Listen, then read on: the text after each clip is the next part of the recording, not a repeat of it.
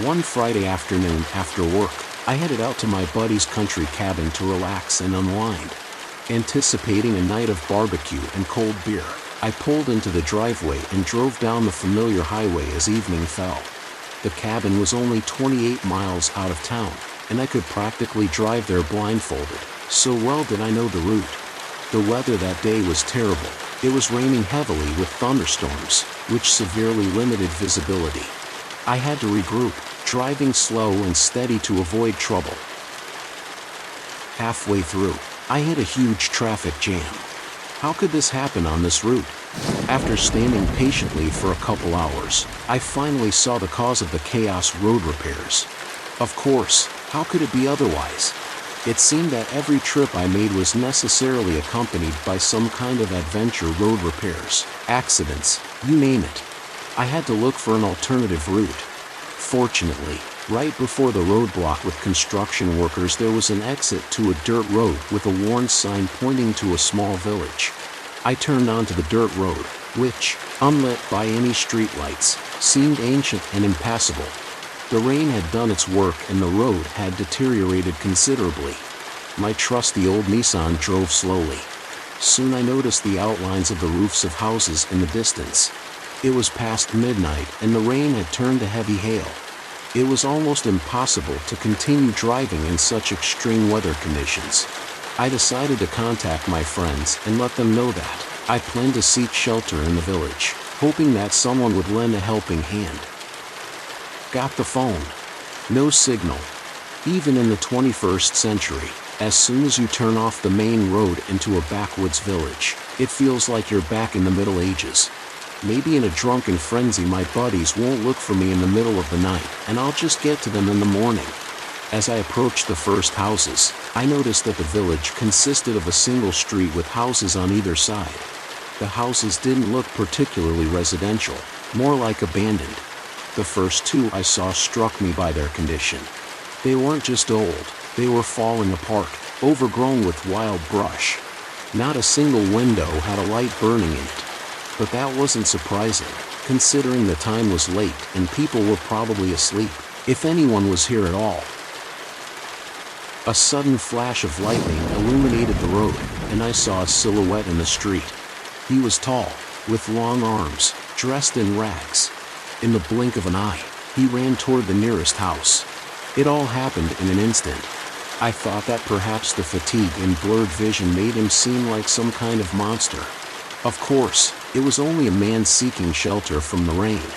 I assured myself, there are surely people in this forgotten place, and perhaps I can ask them for shelter. I didn't want to get out of the car. The rain was so heavy that even 30 seconds outside would soak me to the bone. But I had no choice. Sleeping in the car was not an option. I pulled up to the house the man was running toward, took my wallet with me in case the owners asked me to pay for the night, and, working up the courage, jumped out of the car. I was instantly soaked. It was terribly cold and damp. The weather was awful. I knocked on the door. Anybody home? Silence. I knocked again. No answer. I tried to open the door, but it wouldn't budge. What do I do now? Run to another house to get completely soaked and possibly sick? No, thank you. Maybe go around the house and find another entrance? I'll have to check it out. With that plan in mind, I walked along the wall of the house, glancing at the window for a moment. I thought I noticed some movement. Through a thicket of bushes I made my way to the back of the house. There was indeed a door leading to the garden, though I wasn't sure these crosses could be called a garden. Wait a minute, what are these crosses doing here? The backyard looked more like a graveyard than a garden. Something was wrong. Before I could comprehend what I was seeing, the door behind me creaked open. Without thinking, I rushed inside. The door slammed shut. There must have been a draft. The inside of the house smelled musty, damp and, I think, smoke. But at least the rain didn't bother me anymore. Taking my phone in hand, I turned on my flashlight and surveyed my surroundings. Table, chair, mugs, plates. I was in the kitchen. It dawned on me that it was wrong to barge into someone's house uninvited, so I decided to introduce myself. Hey, guys, can I crash here? I can pay for help. There was only silence and the pounding of raindrops on the roof in response. If no one was around, maybe I could spend the night discreetly, and if the owners came back, I could explain everything honestly. That was the plan. But first I had to find a bed. I didn't want to sleep on the floor. There was no bed in the kitchen, of course, so I had to explore the house. The floor creaked loudly under my footsteps. The atmosphere was not very cozy. Night, an old house with a graveyard in the backyard, creaky floors.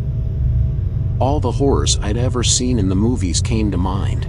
A chill ran down my spine. I walked through the kitchen and into a small room. A huge clock hung on the wall. There were rags all over the room, stained with dirt or something else. The room was in a terrible state. The ceiling was leaking and overall the room looked terrible. Next to the desk was a sprung bed with a rusty headboard, which told me that no one had lived in this house for a long time. Hearing what sounded like footsteps in the kitchen, I called out, "Is anyone there?" The footsteps stopped. I went into the kitchen, but there was no one there. Turning on the flashlight on my phone, I saw that the floor was covered in dirt. What could it be? Fear clouded my thoughts. Looking around, I saw a tall shadow flickering across the room. I hurried there and found a trail of dirt leading to a small trapdoor in the floor. Why hadn't I noticed it before? Where was that vile creature and where had it gone? Fear made my thoughts confused. I rummaged in my pocket for my old Swiss Army knife. At least I had a weapon, better than nothing. I plucked up my courage and approached the hatch. Should I open it? What if there was something interesting in there? Like zombies? Yes, I had to do something. So I started to open the hatch. The handle was stained with dirt and smelled rotten. When I opened the hatch, I illuminated the passage with my phone.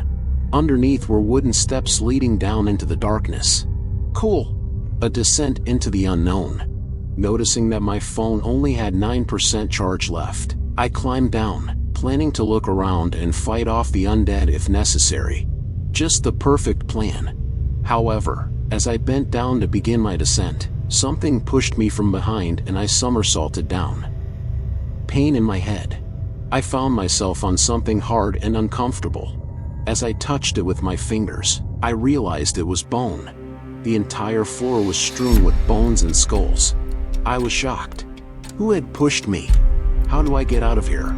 While I was trying to gather my thoughts, something stirred in the corner. Someone was sitting and eating something. Suddenly the noise stopped and the creature began to rise. It was about 2 meters tall, with long legs, arms up to its knees. The monster lunged at me with a shriek. I dodged it and ran up the stairs, holding my phone at the ready. I could hear him running after me. Suddenly something grabbed my foot and dragged me down. Quickly kicking off my shoe, I ran out of the house and ran to my car. It had stopped raining. Getting into my car, I drove off. Soon I reached my buddies. When I told my friends what had happened, I learned that the village had burned down 100 years ago and all its inhabitants had died.